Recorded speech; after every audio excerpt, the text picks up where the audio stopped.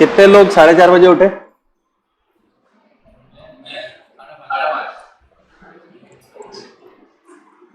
उठ के क्या किया? सो गए?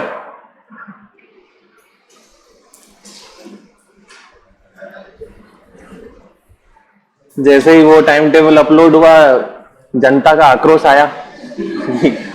सर ये क्या है? नोलाट ये टाइम टेबल है। फिर कुछ बोल रहे सर हमने तो एमपीपीएससी के लिए किया था सर, यही क्या है? मैंने यार पहले लेक्चर देख लो फिर समझ लेना।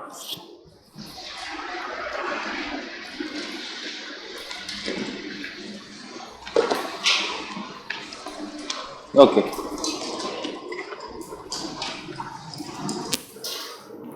एक कॉमन क्वेश्चन आता है बार बार, हर 2-3 साल में रिपीट होता है यूपीएससी के अंदर। आंग्ल मराठा युद्ध, आंग्ल सिख युद्ध, आंग्ल नेपाल युद्ध, आंग्ल अफगान युद्ध, आंग्ल बर्मा युद्ध। ये 5 युद्ध रिपीट होते हैं हमेशा। हर साल तो नहीं, लेकिन 2-3 साल में रिपीट हो जाते हैं। सीक्वेंस पता होनी चाहिए।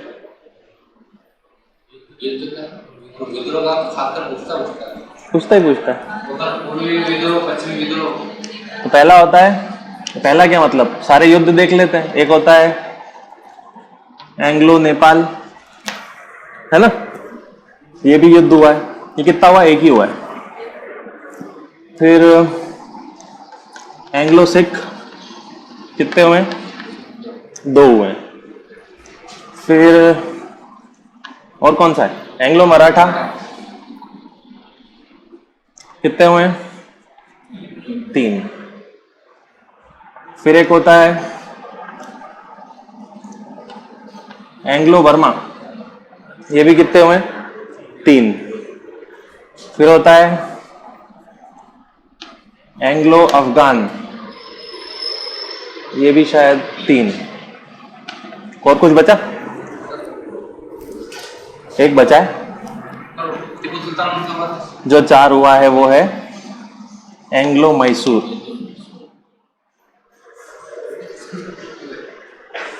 याद करने पड़ते हैं। 4 युद्ध हैं तो 4 कब हुए, सबकी सीक्वेंस क्या है। कई बार पूछ लेते हैं प्रथम आंग्ल युद्ध सिख का, द्वितीय आंग्ल युद्ध मराठा का, चौथा आंग्ल युद्ध मैसूर का। सीक्वेंस अरेंज करो। बहुत डेडली होता है, आसान है याद करना।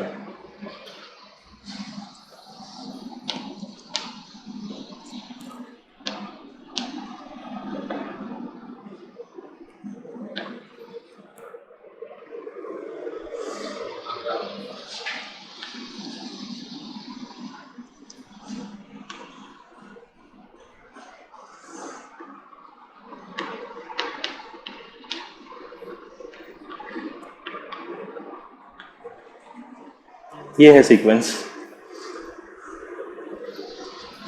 Mysore, Maratha, Mysore, Mysore, Mysore, Maratha, Nepal, Afghan, Maratha, Burma, Sikh, Sikh, Burma, Afghan, Burma, Afghan. बस हो गया। 4 मैसूर आ गए, 3 मराठा आ गए, 1 नेपाल आ गया, 3 बर्मा, 3 अफगानिस्तान, खत्म। अब डेट अगली इंपॉर्टेंट आ जाती है। कुछ की याद होंगी आपको, जैसे आखिरी अफगान युद्ध 1919 में हुआ। प्रथम आंग्ल मैसूर युद्ध 1767 में हुआ, 2-3 साल चला था। हाँ 69। प्रथम मराठा युद्ध, फिर और आखिरी मैसूर युद्ध याद होगा तो 1799। अब इसमें भी एक रहता है, देखो नेपाल युद्ध एक ही बार हुआ है 1814 में, ठीक है, तो केवल एक ही रहना है यहाँ पे। आंग्ल सिख युद्ध का जो डिफरेंस है, गैप है, वो 3 साल का है, सिख का है, तो ये होगा 1845 में और 3 साल बाद 1848 में। फिर एंग्लो मराठा के अंदर एग्जैक्ट गैप तो क्या बोलूं, बट 25-15 साल का गैप है कुछ। तो मराठा युद्ध प्रथम कब हुआ था, ठीक इसके बाद हुआ, तो 1772 या 1775, सॉरी 1775 में हुआ पहला। तो पहले मराठा युद्ध के बाद अगला जो मराठा युद्ध होगा वो 25 साल के बाद लगभग कुछ होगा, 25 से थोड़ा ज्यादा, तो वो हो जाएगा 1803। गैप कितना हो गया, एक गैप हो गया 27 साल का, 25 ले लो, थोड़ा अंदाजा याद रखना है तो, और दूसरा गैप मिलेगा आपको 15 साल का। तो इसके बाद 15 साल मतलब 1817 या 18 में। फिर ये हो गया मराठा। एंग्लो मैसूर में हमको क्या पता है, ये और ये पता है। पहला 67 में हुआ और अंतिम कब हुआ, 1799 में। दैट मीन्स दो गैप भरने हैं, तो इनमें सब में गैप है लगभग 10-10 साल का, 10 साल का गैप चलता है। तो 10 साल का गैप स्टार्ट करें तो 60 से 69 ले लो। फिर अगला मैसूर युद्ध लोगे तो वो हो जाएगा 1782 के आसपास। फिर 10 साल ले लो 1792, फिर 10 साल आगे खिसकोगे तो 99, 10 साल के आसपास। ओके, गैप है। क्या बचा, अफगानिस्तान का आखिरी युद्ध था 1999 में, और इसमें डिफरेंस रहता है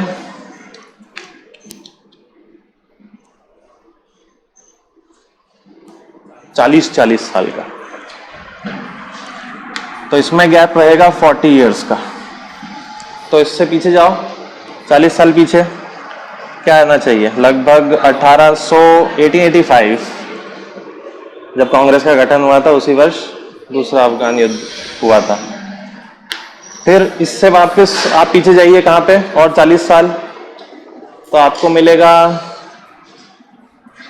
1842, आई डोंट नो, इतना ही है कुछ, 1840, 42, 43 हो सकता है, 45 भी हो सकता है। ठीक है, इसका नहीं मालूम, मुझे याद नहीं आ रहा, पर क्या मतलब, अगर याद नहीं भी आया तो भी कोई प्रॉब्लम नहीं, इतने सारी डिटेल से कुछ तो आंसर निकल ही आएगा। बचा क्या, बर्मा के 3 युद्ध। अब बर्मा के 3 युद्ध के अगर आपको डेट नहीं पता है तो अब क्या फर्क पड़ता है, किसी एक के युद्ध नहीं पता है। लेकिन बर्मा का युद्ध जो हुआ है उसका डिफरेंस अगर देखें तो पहला हुआ था 1825 में शायद,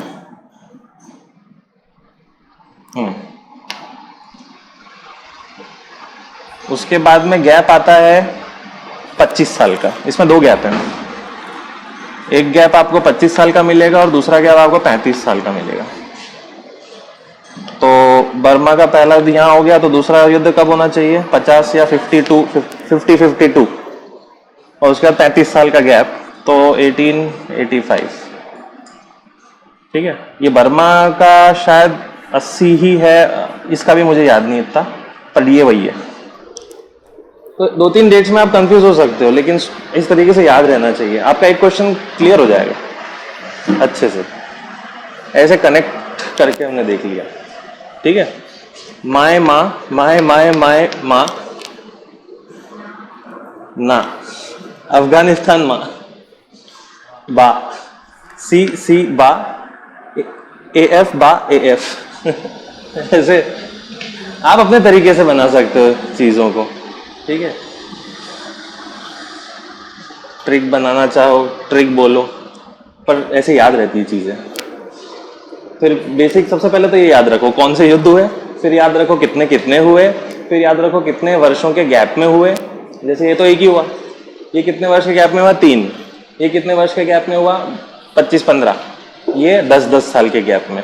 एग्जैक्टली नहीं बोल रहा हूं मैं, ये 2-3 साल आगे पीछे हो सकते हैं। आगे समझ में नहीं आया,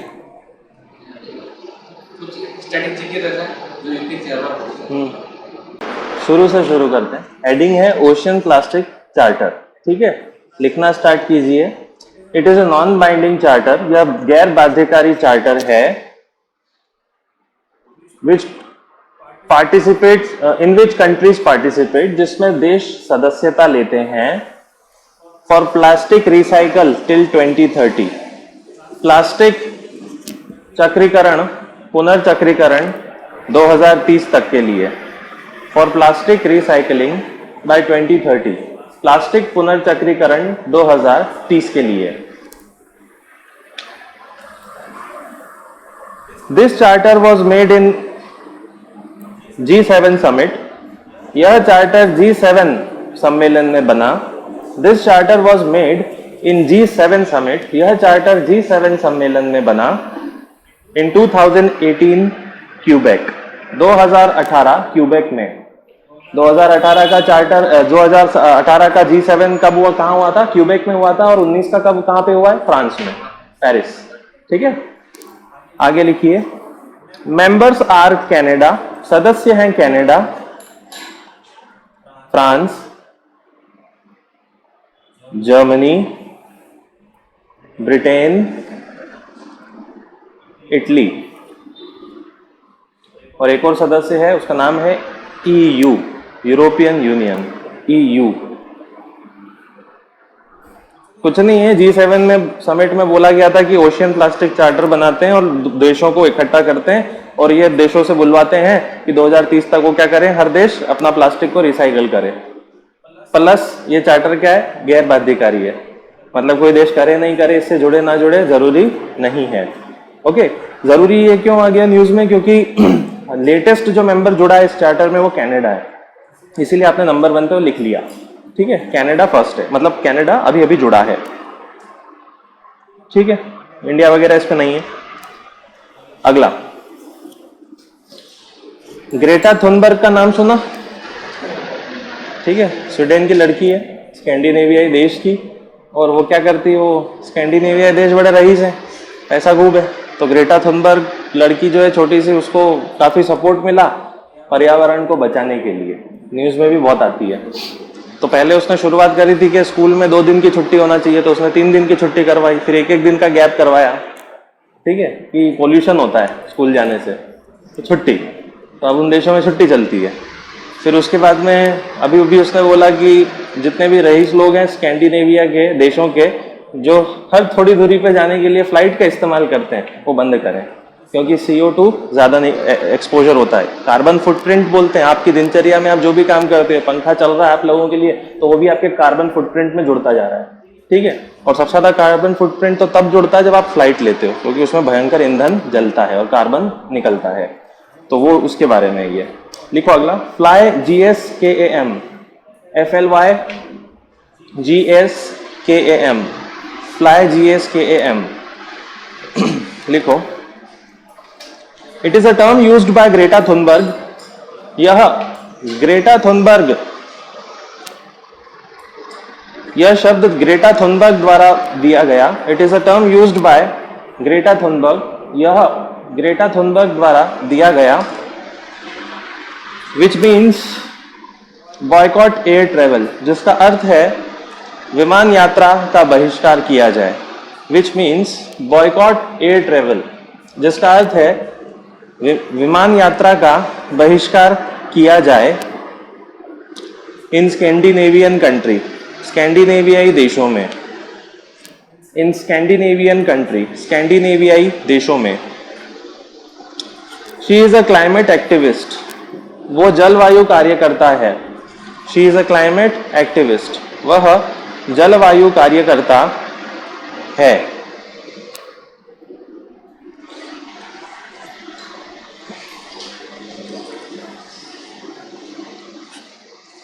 every passenger in a flight, प्रति यात्री एक विमान में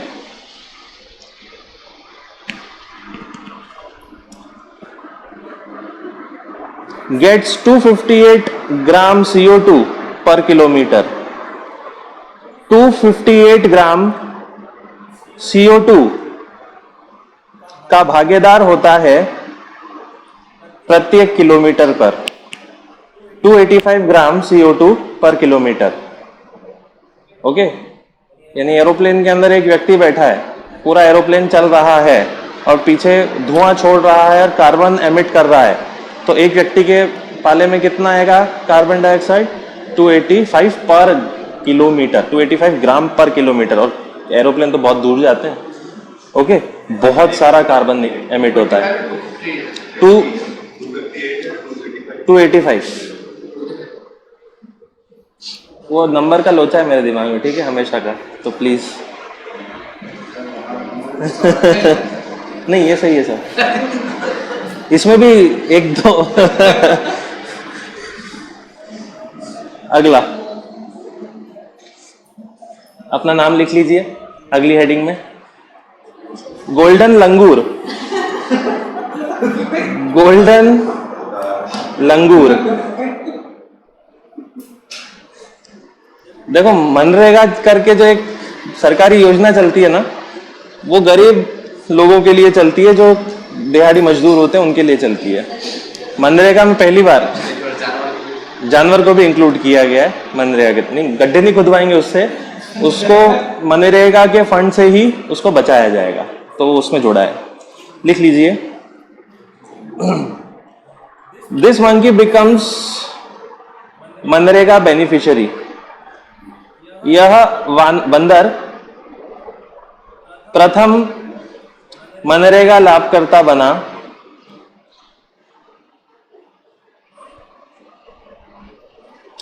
दे are only found in western Assam. यह केवल पश्चिमी आसाम में मिलते हैं। इन बोगईगांव डिस्ट्रिक्ट, बोगईगांव जिले में, इन बोगईगांव डिस्ट्रिक्ट, बोगईगांव जिले में। साइंटिफिक नेम लिखिए, वैज्ञानिक नाम ट्रैकीपिथेकस गी, ट्रैकीपिथेकस गी, GEEI, ट्रैकीपिथेकस गी। तो जाहिर सी बात है बहुत कम पाए जाते हैं, तो IUCN की लिस्ट में होगा, ओके, तो लिख लीजिए, it is in IUCN red list. यह IUCN की लाल सूची में है। एंड अपेंडिक्स 1 ऑफ साइट्स, और साइट्स की परिशिष्ट 1 में।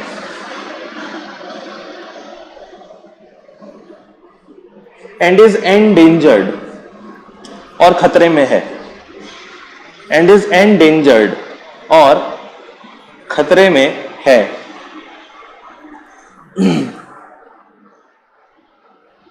It has its own wild life sanctuary. इसकी स्वयं की वन्य जीव अभ्यारण्य है। उस वन्य जीव अभ्यारण्य में ज्यादातर क्या पाए जाते हैं? असम के वेस्ट में ये गोल्डन लंगूर पाए जाते हैं। सेंचुरी का नाम लिखिए, चक्रशिला सेंचुरी, चक्रशिला अभ्यारण्य। चक्रशिला को विक्रमशिला समझ के बिहार में क्लिक मत कर देना। There are only 600 golden langurs, मात्र 600 ही बचे हैं।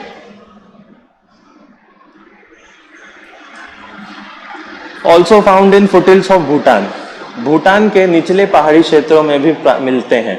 Also found in foot hills of Bhutan, Bhutan की निचली पहाड़ी क्षेत्र में भी मिलते हैं। ऑब्वियसली आसाम, वेस्ट आसाम और के ऊपर देखोगे तो भूटान है, तो उसके आसपास मिलते हैं। Next heading, ground water meets ocean, भूजल का समुद्र से मिलना। ग्राउंड वाटर मीट्स ओशियन, भूजल का समुद्र से मिलना। बहुत ही शानदार और इंटरेस्टिंग रिपोर्ट बनाई है ओहायो स्टेट यूनिवर्सिटी वालों ने।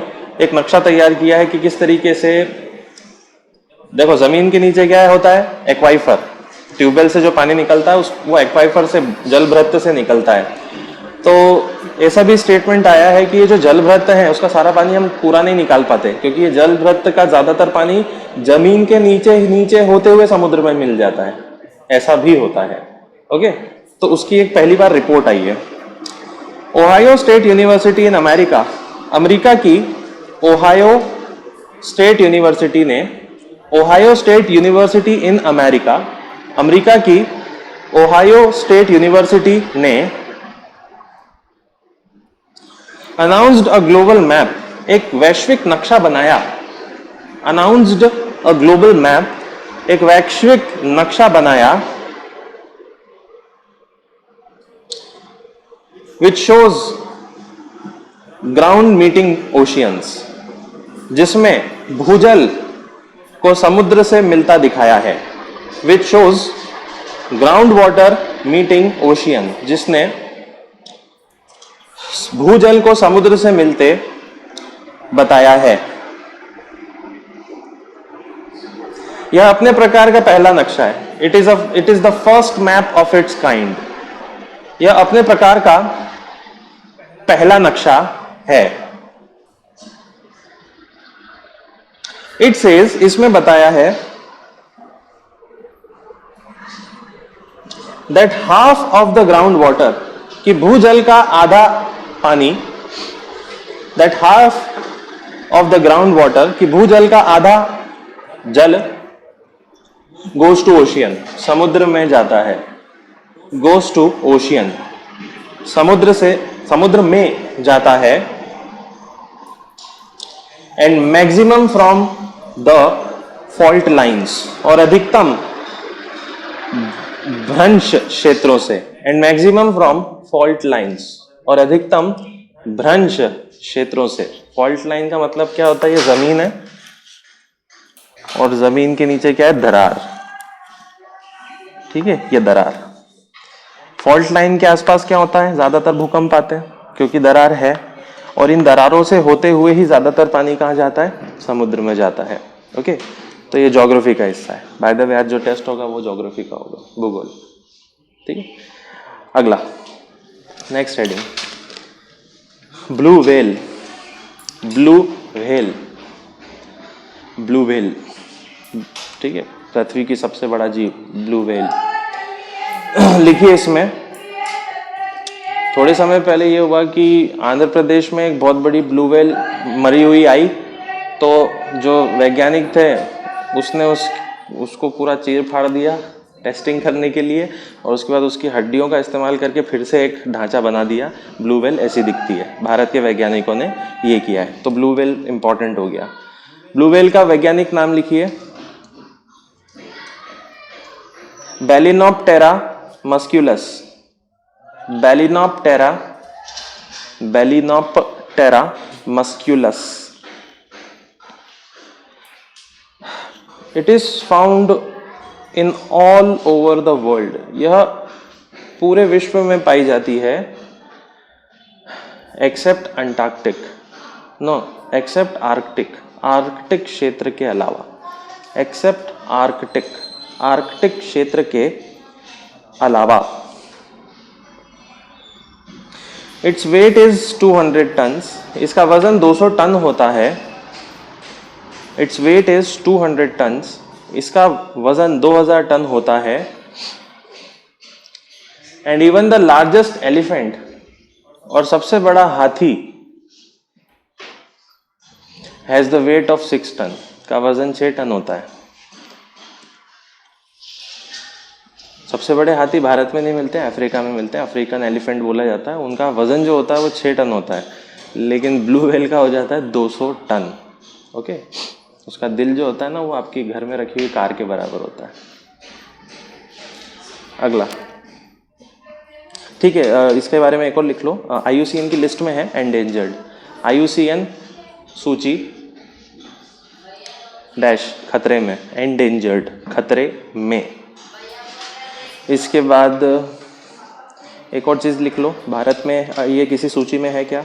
हाँ है, तो लिखो schedule 1 of wild life protection act, वन्य जीव संरक्षण अधिनियम की सूची 1 में। Schedule 1 of wild life protection act, वन्य जीव संरक्षण की अनुसूची 1 में। डेट याद होना चाहिए, 1972। ठीक है,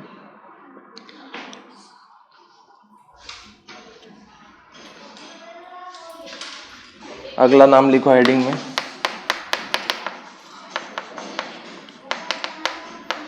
हिरैकल्स इन एक्सपेक्टेटस। हिरैकल्स इन एक्सपेक्टेटस। हिरैकल्स इन एक्सपेक्टेटस का मतलब क्या होता है?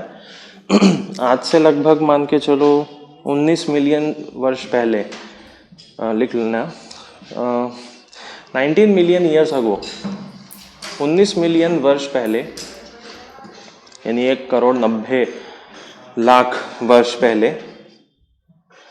There was a giant parrot, एक भीमकाय तोता हुआ करता था। That there was a giant parrot, एक भीमकाय तोता हुआ करता था, half the size of human, मानव के आधे आकार में, half the size of human, मानव के आधे आकार में, इन न्यूजीलैंड, न्यूजीलैंड में। वेट वॉज 7 kg, वजन 7 किलो था।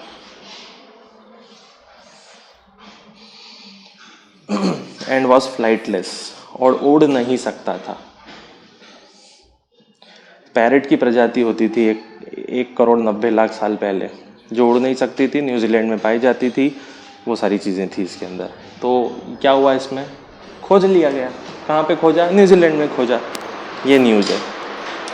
Next, antibiotic resistance in Ganga. Ganga में जीवाणुरोधी क्षमता, antibiotic resistance in Ganga, Ganga में जीवाणुरोधी क्षमता। तो कुछ संस्थाएं हैं जिन्होंने ये प्रूफ किया है कि गंगा के जल में ऐसी क्षमता होती है। गंगा जल क्यों बोलते हैं कि वो जीवन देती है? क्या मतलब ये होता है कि उस जल को पिया जाए तो बहुत सारे जर्म्स वगैरह क्या होते हैं, मर जाते हैं। तो गंगा के जल में वो क्षमता होती है। ओके, और ये प्रूफ किसने किया है वो लिख लीजिए। It is proved bye group of institutes, यह कुछ संस्थानों ने साबित किया। It is proved bye group of institutes, यह कुछ संस्थाओं ने साबित किया। संस्थाओं का नाम जरूरी है, वो लिखना है आपको, और वो संस्था कहाँ कहाँ है वो लिखना है। पहली संस्था का नाम लिखिए, Motilal Nehru institute of technology. Motilal Nehru institute of technology कहाँ है? नाम लिखिए, Allahabad.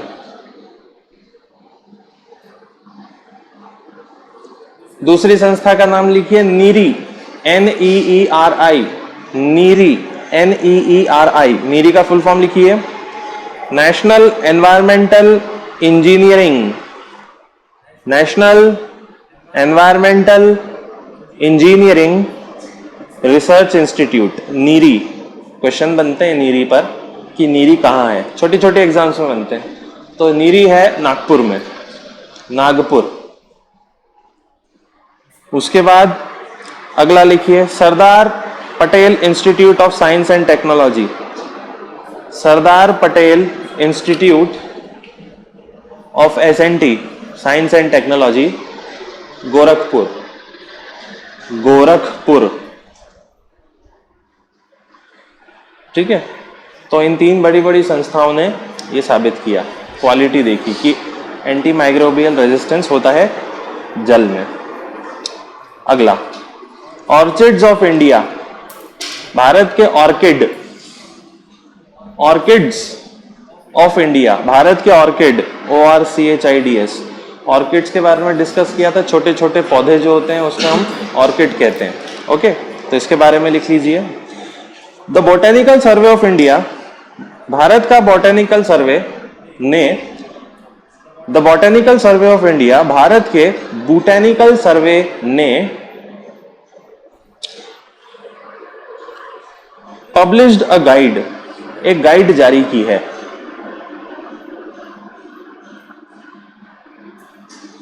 For all the species of orchid, orchid की सभी जातियों के लिए, for all the species of orchid, orchid की सभी जातियों के लिए, full stop. There are total 1256 species in India. भारत में कुल 1256 प्रजातियां हैं। There are total 1256 species in India. भारत में कुल 1256 प्रजातियां हैं। And 388 are only found in India, जिसमें से 388 सिर्फ भारत में मिलती हैं। And 388 are only found in India, जिसमें से 388 सिर्फ भारत में मिलती हैं। एंड 128 इन वेस्टर्न घाट्स, और 128 पश्चिमी घाट में। एंड 128 इन वेस्टर्न घाट्स, और 128 पश्चिमी घाट में।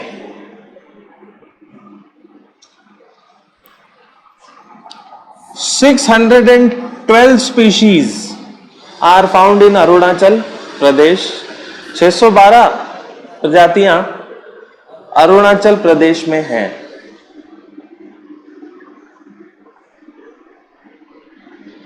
And Himalaya is the richest zone, और हिमालय क्षेत्र में सबसे ज्यादा।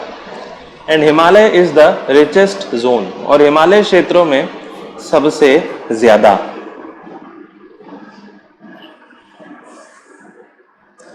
द एंटायर ऑर्चिड फैमिली, संपूर्ण ऑर्चिड परिवार, यानी दुनिया भारत में जितने भी पाए जाते हैं 1256। द एंटायर ऑर्चिड फैमिली, संपूर्ण ऑर्चिड परिवार, is in appendix 2 of sites. Sites की परिशिष्ट 2 में है।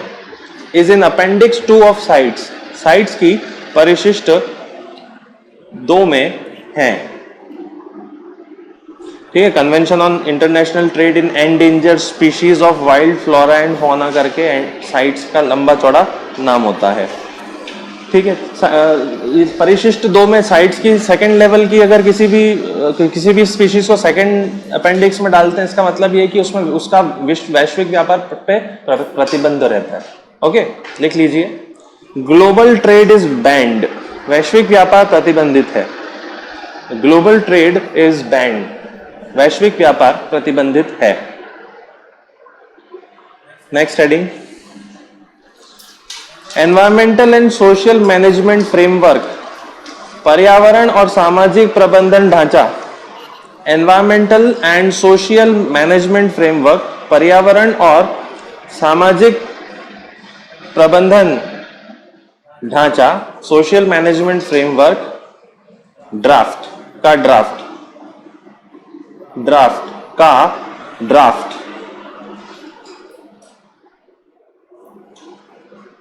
मेड बाय एनवायरमेंट मिनिस्ट्री, पर्यावरण मंत्रालय ने बनाया।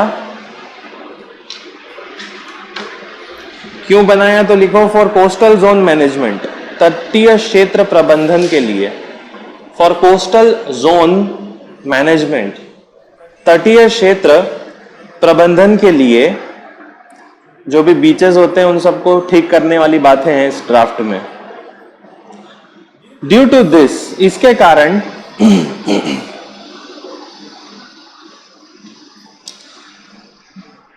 गुजरात, उड़ीसा एंड वेस्ट बंगाल, गुजरात, उड़ीसा और पश्चिम बंगाल में, गुजरात, उड़ीसा एंड वेस्ट बंगाल, गुजरात, उड़ीसा और पश्चिम बंगाल में integrated coastal zone management will be set up, समेकित तट क्षेत्र प्रबंधन स्थापित होगा। Integrated coastal zone management will be set up, समेकित तटीय क्षेत्र प्रबंधन स्थापित होगा। With the help of world bank, विश्व बैंक की सहायता से।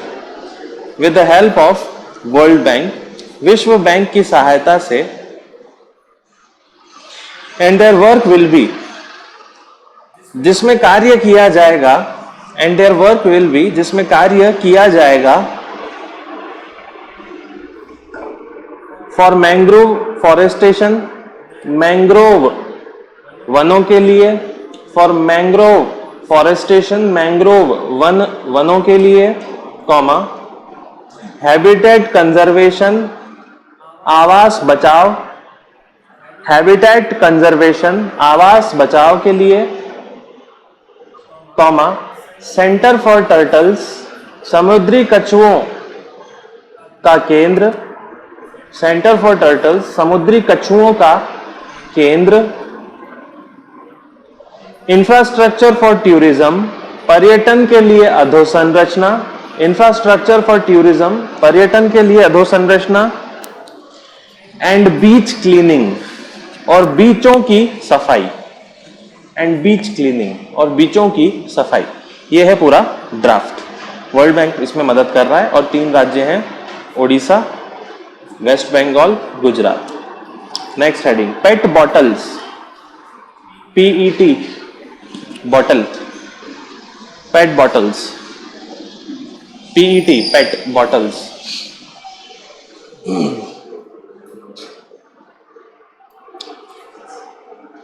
According to CSIR institute, CSIR की एक संस्था के अनुसार, CSIR का फुल फॉर्म क्या है? Centre for science and industrial research.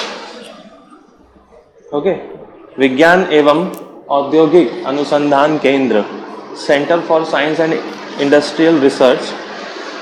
तो CSIR की बहुत सारी संस्थाएं होती हैं। ब्रैकेट में लिखो कौन सी संस्था के अनुसार, ब्रैकेट में लिखिए central food technological research institute, केंद्रीय खाद्य तकनीकी अनुसंधान संस्थान, central food technological research institute, केंद्रीय खाद्य अनुसंधान तकनीकी अनुसंधान संस्थान। इसको क्या कहा जाता है? CFTRI, और ये है मैसूर में, एक ही जगह है भारत में। CFTRI इसके अंडर में है।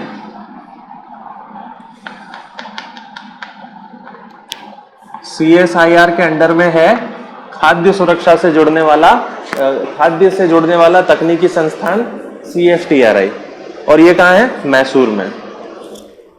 इसने ये क्या कहा है? इसने ये चीज बोली है कि जो पेट बॉटल्स हैं वो पानी के लिए सेफ हैं। ओके, PET करके बॉटल्स आती हैं प्लास्टिक की, वो बिल्कुल सेफ हैं, उनमें कोई प्रॉब्लम नहीं है, उनमें पानी डाल के पिया जा सकता है। मार्केट में जो बॉटल्स मिलती हैं वो सेफ नहीं होती हैं, प्लास्टिक उसका खराब होता है, दूषित करता है पानी को। लिखिए, said that polyethylene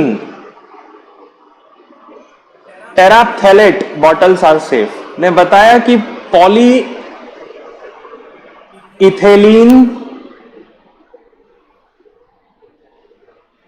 टेराप्थेलेट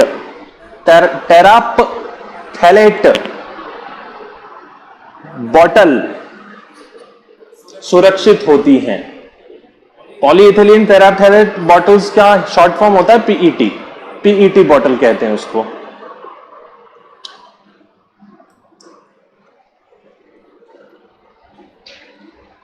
plastic can contain arsenic, plastic में होता है arsenic,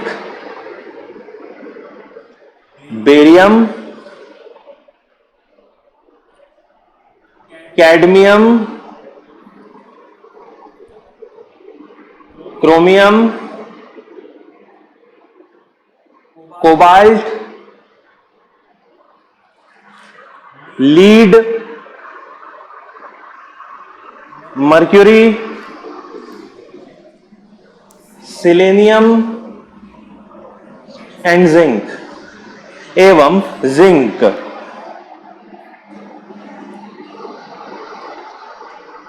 and their limit should be 0.02, और इनकी सीमा होनी चाहिए 0.02 मिलीग्राम प्रति किलोग्राम, 0.0 मिलीग्राम पर किलोग्राम। प्लास्टिक में होता है ये सब। अब प्लास्टिक की बोतल तो बड़ी हल्की होती है ना, 1 किलो प्लास्टिक की बोतल मतलब कितनी सारी प्लास्टिक की बोतल होंगी, और उसमें कितना मिलेगा ये सारी कंटेंट, इतना पर केजी। ये जितने भी नाम आपने लिखे हैं, अगर वो इस लेवल से बढ़ जाते हैं तो वो प्लास्टिक क्या होता है, खराब रहता है शरीर के लिए, और इस लेवल से कम अगर पाया जाता है तो शरीर के लिए खराब नहीं रहता। ओके, तो इस लिमिट को क्या कहते हैं, इसका भी एक नाम होता है। This limit is called BDL. इस सीमा को बीडीएल कहते हैं। बीडीएल का फुल फॉर्म लिखना, below detection limit. Below detection limit. तो अब मुझे ये बताओ कि पीईटी बॉटल्स में इतने सारे धातुओं का मिश्रण 0.20 से ज्यादा होगा या कम होगा, कम होगा। तो कितना है पीईटी में, फॉर पीईटी बॉटल्स, पीईटी बॉटलों के लिए इट इज 0.01 या 0.01 है। मतलब ये बॉटल क्या है, सेफ है, शरीर के लिए सेफ है, बिल्कुल सुरक्षित है। हाँ हाँ, ये वही वाली जो अभी नई नई रिलीज हो रही है, वो सब पीईटी बॉटल्स हैं। नहीं वो नहीं है, वो पीईटी नहीं है। पीईटी थोड़ी सी मोटी बॉटल होती है, जैसे हम मार्केट से खरीदते हैं ना मोटी मोटी बॉटल प्लास्टिक की, थर्मस जैसी, वो प्लास्टिक जो रहता है वो पीईटी रहता है।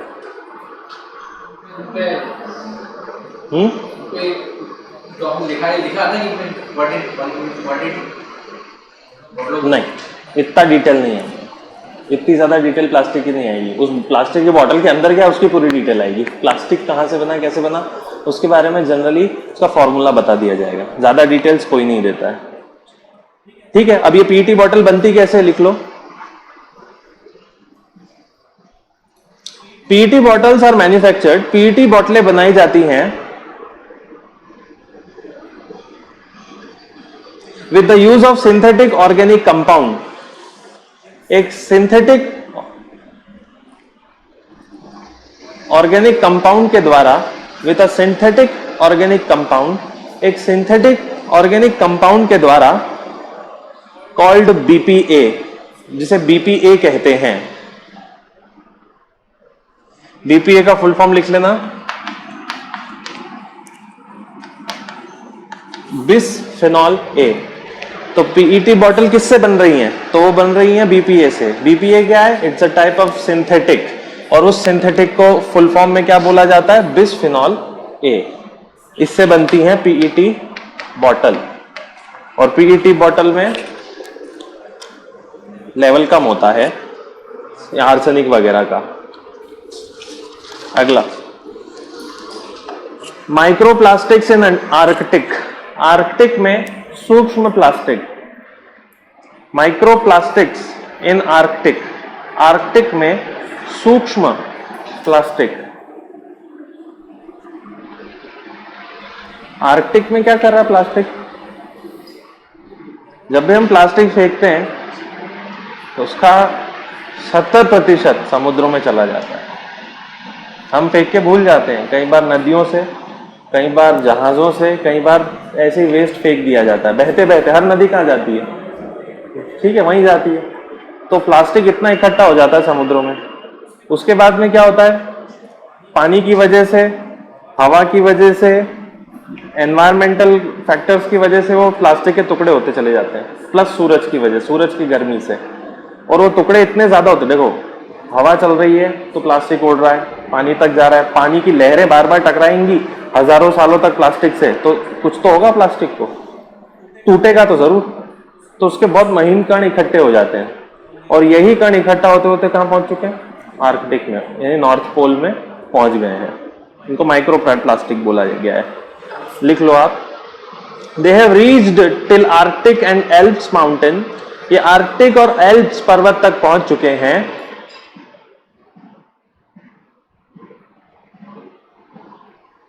कैरीड बाय विंड, हवा के सहारे।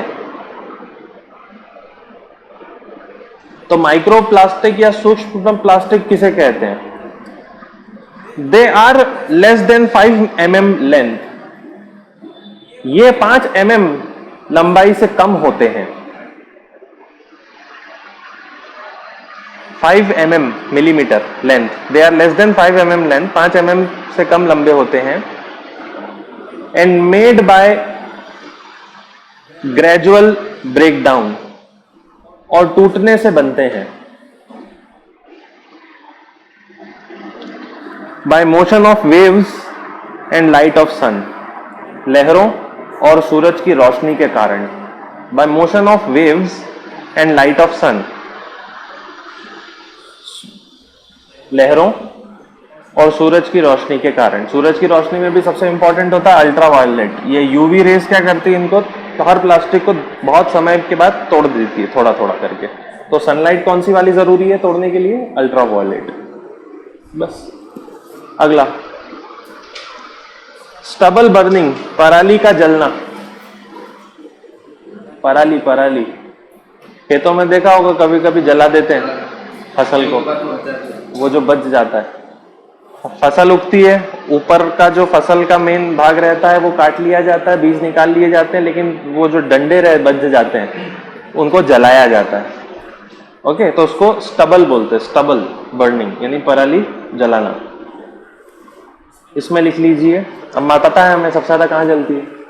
पंजाब, हरियाणा, दिल्ली, यहाँ होता है, बट डिक्लाइन आया है, कमी आई है।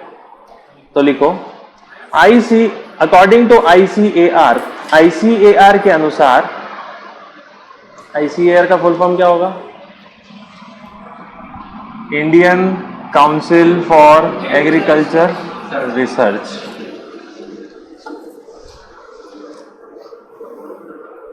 India achieved reduction in crops residue burning. Bharat ने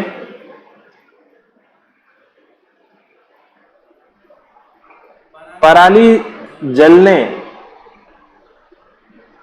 की कमी में उपलब्धि हासिल की है। India achieved reduction in crop residue burning. Bharat ने पराली जलने में कमी में उपलब्धि हासिल की है, specially in Punjab, Haryana, UP and Delhi. विशेष तौर पर पंजाब, हरियाणा, यूपी और दिल्ली में। In Punjab, Haryana, UP and Delhi. Punjab, Haryana, UP और दिल्ली में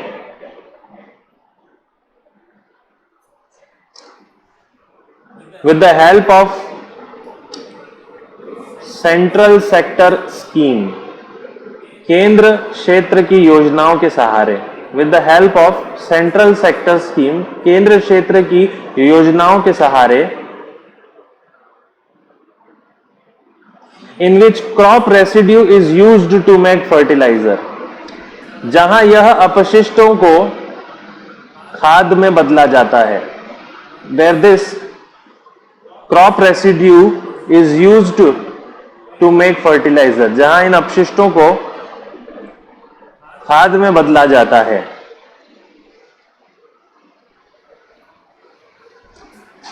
फुल स्टॉप। नेक्स्ट, अगली हेडिंग याद आएगा इस अगली हेडिंग में कुछ। Vikramshila Gangetic dolphin sanctuary. Vikramshila Ganga dolphin अभ्यारण्य। Vikramshila Gangetic dolphin sanctuary, Vikramshila Ganga dolphin अभ्यारण्य।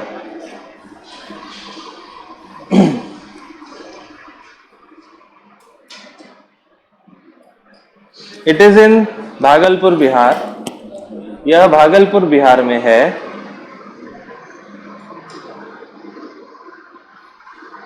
फ्रॉम सुल्तानगंज टू कहलगंज, सुल्तानगंज से कहलगंज तक। फ्रॉम सुल्तानगंज टू कहलगंज, सुल्तानगंज से कहलगंज तक। Full stop.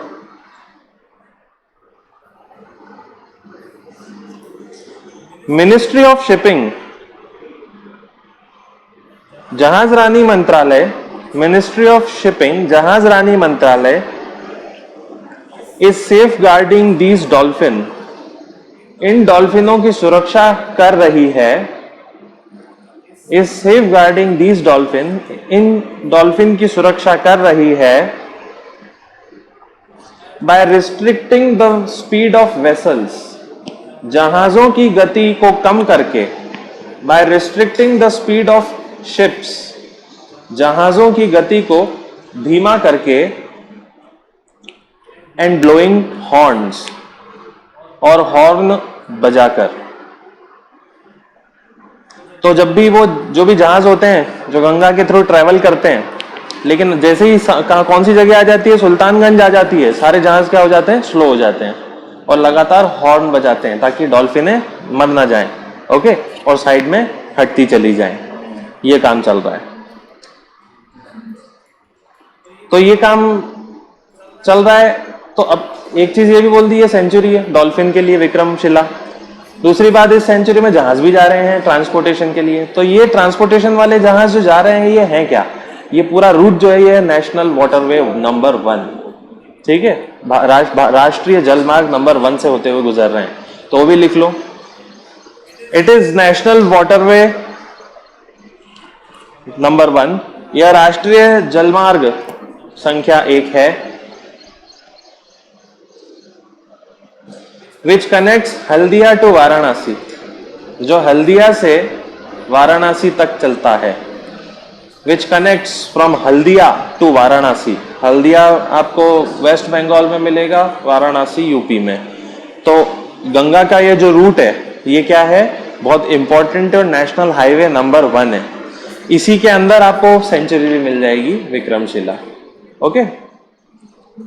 Next, impressed tortoise, impressed English में ही लिखना है, हिंदी नाम ही नहीं है इसका। इम्प्रेस्ड कछुआ, टर्टल समुद्र में होता है, टॉर्टोइज जमीन पर। Impressed tortoise discovered in Subansiri of Arunachal Pradesh, Subansiri जिले अरुणाचल प्रदेश में पाया गया। Discovered in Subansiri district of Arunachal Pradesh, Subansiri जिले अरुणाचल प्रदेश में पाया गया। साइंटिफिक नेम इज, वैज्ञानिक नाम है मनोरिया इम्प्रेसा, वैज्ञानिक नाम मनोरिया इम्प्रेसा। तो भारत में कभी नहीं मिलता था, पहली बार पाया गया। तो और कहीं मिलता है। It is found in Burma, Thailand, Laos, Vietnam, Cambodia. यह Burma, Thailand, Laos, Vietnam, Cambodia, Malaysia and southern China, Malaysia और दक्षिण चीन में मिलता है, पाया जाता है।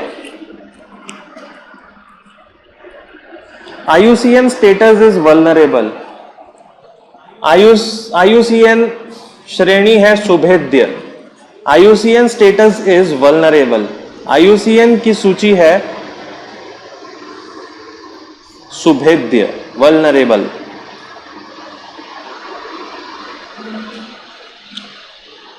दे हैव गोल्डन ब्राउन शेल, यह स्वर्णिम भूरे रंग के होते हैं। It has golden brown shell and skin, यह स्वर्णिम भूरे रंग के होते हैं।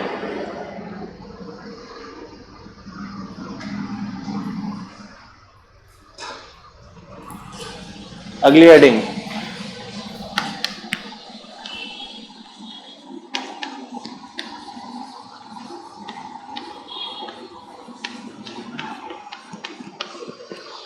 तमीज महारवान, बटरफ्लाई का नाम है तमीज महारवान, तमीज महारवान। लिखिए इसके बारे में। हाल ही में राज्य बटरफ्लाई जो है वो तमिलनाडु ने बनाई है, ओके, ये वाली लिख लीजिए।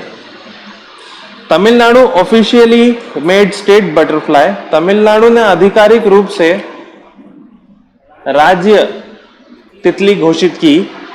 Tamil Nadu officially declared state butterfly, Tamil Nadu ने आधिकारिक रूप से राज्य बटरफ्लाई या राज्य तितली घोषित की। नोन एज तमिल योमान, जिसे तमिल योमान भी कहते हैं, नोन एज तमिल योमान। जिसे तमिल योमान भी कहते हैं।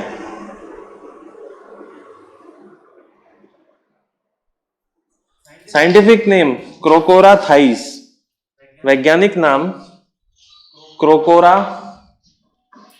थाइस है। And found in Western Ghats and Sri Lanka, और पश्चिमी घाट और श्रीलंका में मिलती है। Found in Western Ghats and Sri Lanka, पश्चिमी घाट और श्रीलंका में मिलती है। Tamil Nadu is the 5th state to declare state butterfly. Tamil Nadu 5वां राज्य है जिसने राज्य तितली घोषित की। Tamil Nadu is the 5th state to declare state butterfly. Tamil Nadu 5वां राज्य है जिसने राज्य तितली घोषित की है। फर्स्ट वॉज महाराष्ट्र, प्रथम था महाराष्ट्र, अब कॉमा लगा के दूसरा देखो। दूसरा था उत्तराखंड, तीसरा था कर्नाटक, चौथा था केरल, 5वां है तमिलनाडु। नेक्स्ट हेडिंग में लिखो SRPF। RPF क्या होता है फुल फॉर्म? यार अपन एनवायरमेंट पढ़ रहे हैं। गेंडा सुरक्षा फोर्स है ये। Rhino, special rhino protection force, railway special rhino protection force, विशेष गेंडा सुरक्षा बल।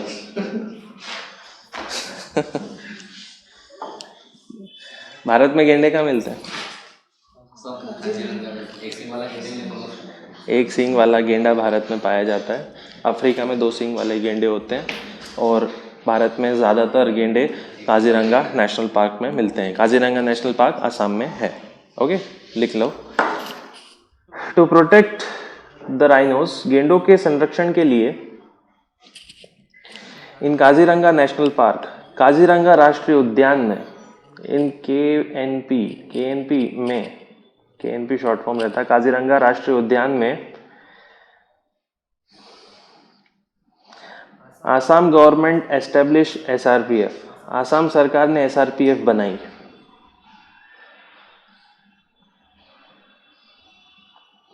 On the recommendation of NTCA, NTCA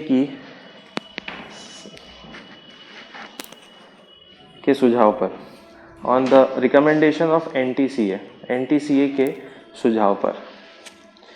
okay, NTCA का मतलब होता है एक अथॉरिटी है जो बाघों का संरक्षण करती है। Okay, NTCA national tiger conservation authority. Okay, NTCA उसको कहते हैं। ठीक है, लिख वो बाकी डिटेल पता है ना। एक सींग वाला गेंडा ही मिलता है और ज़्यादातर सब वही है काजीरंगा में। नेक्स्ट लिखिए, वर्किंग ऑन वार्मर, ये लिखने लायक नहीं है। इंटरनेशनल लेबर ऑर्गेनाइजेशन जो है, अंतर्राष्ट्रीय श्रम संगठन, लिखो मत। इसमें इसने ये बोला है कि 2030 तक भारत की स्थिति खराब हो जाएगी और भारत के जो लेबर हैं उनकी कार्य क्षमता 5 से 6% कम हो जाएगी। क्यों कम होगी? उसका कारण है गर्मी बढ़ रही है। बढ़ती गर्मी में लेबर उतना काम नहीं कर सकता, तो ILO ने ये रिपोर्ट जारी की है। बस यही है इसके अंदर, और कुछ नहीं है। और एक अगला है, ये भी लिखने की ज़रूरत नहीं है, अर्थ अलायंस। ठीक है, अर्थ अलायंस एक NGO है, और इस NGO में लियोनार्डो डिकैप्रियो जुड़ गया। कौन है लियोनार्डो डिकैप्रियो? टाइटैनिक का हीरो। अब ध्यान आ गया? ठीक है, तो वो जुड़ा है और मिलियंस रुपए उसने न्योछावर किए हैं कि इस NGO के तहत पृथ्वी को बचाने के लिए जो भी ये काम करती है उसको। ठीक है, नहीं पूछेंगे यार, अगले पे आ जाते हैं। 4-5 2-3 टॉपिक्स ही पढ़ने हैं इसके अंदर। तो लास्ट में क्या पढ़ा था? हनीपॉट, ट्रैकिया software, StrandHogg bug, quantum supremacy, spice 2000 bomb, पनडुब्बी वेला। कुल मिला के कितनी पनडुब्बियां बन रही हैं? 6। आखिरी की 2 बचेंगी, वाघशीर वगैरह, वो 20 तक आ जाएंगी। चलिए, पहला पॉइंट डाल दीजिए इसके अंदर। Virtual SIM card, virtual SIM card, अरे यार ये मत लिखो। वर्चुअल सिम कार्ड यानी वो पुलवामा जो हमला हुआ था उसमें जो मोबाइल का इस्तेमाल किया गया था उसमें वर्चुअल सिम कार्ड थी। वर्चुअल सिम कार्ड का मतलब होता है, वर्चुअल सिम कार्ड से क्या हो सकता है, आपके पास कोई भी सिम कार्ड हो लेकिन उसका नंबर बदला जा सकता है क्लाउड कंप्यूटिंग के ज़रिए। वो सब पुलवामा हमले से जुड़ा हुआ है, ठीक है, तो और कुछ भी नहीं है इसके अंदर। अगली हेडिंग लिखे जो इम्पोर्टेंट है, परम शिवाय। ये बहुत ज़्यादा इम्पोर्टेंट है, कंप्यूटर के सेक्टर में अगर क्वेश्चन आ जाएगा तो इसके आसपास आ सकता है। परम शिवाय, भारत के बहुत सारे सुपर कंप्यूटर हैं, जैसे परम 8000 वो जो सबसे पहला सुपर कंप्यूटर था हमारा भारत का, 1991 में बना था वो। तो ऐसे करते करते बहुत सारे सुपर कंप्यूटर आ गए जो अलग अलग क्षेत्रों में लगे हुए हैं। लिख लीजिए, इन IIT BHU में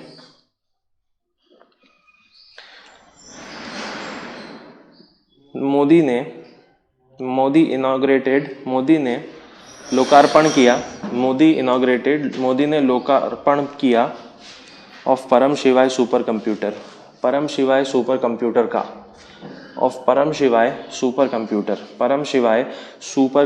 का। It is developed by CDAC, इसे CDAC ने बनाया है, CDAC, और एक C डॉट भी होता है, ठीक है। किसने बनाया है इसे? CDAC ने बनाया है। ओके, CDAC का फुल फॉर्म लिख लेना, centre for development of advance computing, centre for development of advance computing.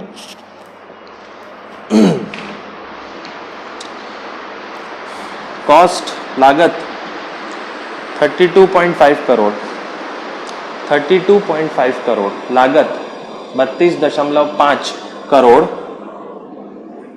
Speed नहीं, एफिशिएंसी, क्षमता 833 टेराफ्लॉप्स, 833 टेराफ्लॉप्स। फ्लॉप्स का मतलब होता है सेकंड, एक सेकंड को क्या बोल दिया जाता है? फ्लॉप। 333 टेराफ्लॉप्स, दैट मीन्स घंटों गणनाएं करने की जरूरत नहीं है, बहुत तेजी से इसके अंदर गणनाएं हो जाएंगी। अब इसके अलावा बहुत सारे और भी हैं इंपॉर्टेंट सुपर कंप्यूटर, वो कहाँ कहाँ लगे हुए हैं लिख लो। अदर सुपर कंप्यूटर्स, भारत के अन्य सुपर कंप्यूटर। पहला लिखो प्रत्युष, प्रत्युष कहाँ लगा हुआ है लिखिए, national centre for medium range weather forecasting, English में ही लिखेंगे, national centre for medium range weather forecasting, मध्यम दूरी मौसम अनुमान राष्ट्रीय केंद्र। क्या बोलूं अब मैं? दूसरा लिखो सुपर कंप्यूटर मिहिर, एक और है Mihir, Indian institute of tropical meteorology, भारतीय उष्ण मौसम संस्थान, Indian institute of tropical meteorology, भारतीय उष्ण मौसम संस्थान। फिर एक और लिखो सेरक्राई, SERCCRY,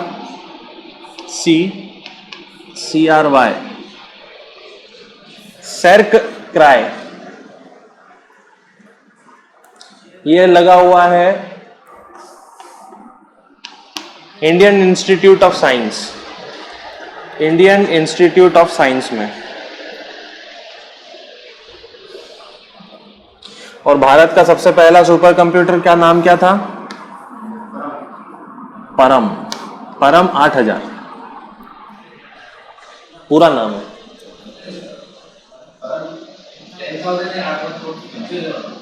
नहीं, परम 2-3 है, पहला वाला 8000 था, उसको अपग्रेड करा तो वो 10,000 हो गया, उसके बीच में 9000 भी है, ठीक है। तो परम 8000 सबसे पहला था, याद क्या करना, परम मतलब क्या होता है, फर्स्ट। तो फर्स्ट सुपर कंप्यूटर क्या है, फर्स्ट परम, 1991 में बना था।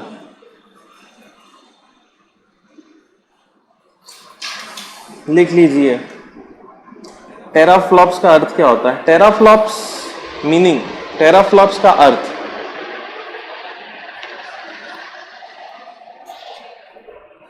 यह कंप्यूटर की गति होती है। It is a speed of computer, यह कंप्यूटर की गति होती है। It is a speed of computer which can calculate 10 to the power 12 floating points पर सेकेंड। जो 10 to the power 12 floating point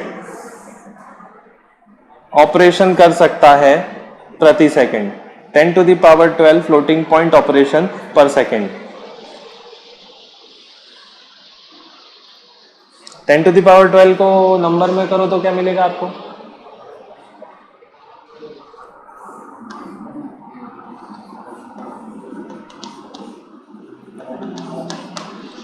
एक मिलियन, मिलियन मत करो 1 मिलियन मिलियन, 1 मिलियन मिलियन गणनाएं एक सेकंड के अंदर। 1 मिलियन नहीं, 1 मिलियन कितने, 1 मिलियन, 1 मिलियन मिलियन। इसको हम क्या बोलते हैं, इतनी गणनाओं की कैपेसिटी को टेराफ्लॉप। तो अपना कितना कर रहा है, 833 टेराफ्लॉप, मतलब कितना हो गया, 833 ही लिखा ना, 833 मिलियन मिलियन स्पीड है परम शिवाय की। बात इस पे खत्म नहीं होती है, इसके ऊपर फिर आता है टेराफ्लॉप्स के आगे क्या आता है वो भी लिखो, पेटाफ्लॉप्स। इसके आगे पेटाफ्लॉप्स आता है, आफ्टर दिस कम्स पेटाफ्लॉप्स, इसके आगे पेटाफ्लॉप्स आता है। उसकी कैपेसिटी लिखो 10 to the power 15, 10 to the power 15, बस ऐसे लिख लो, मतलब हो जाएगा 1000 मिलियन मिलियन। ओके, और फिर फाइनली आता है एक्साफ्लॉप्स, अंत में आता है एक्सा फ्लॉप्स। उसमें आप बस लिख लेना 10 to the power 18, 10 to the power 18, 12, 15, 18 ऐसे चलता है, स्पीड बढ़ रही है यहाँ पे। ठीक है, अगला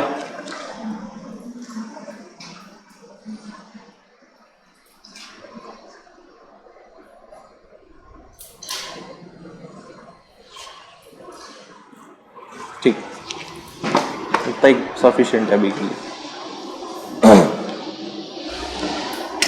अब 5 मिनट में स्टार्ट करते हैं हिस्ट्री।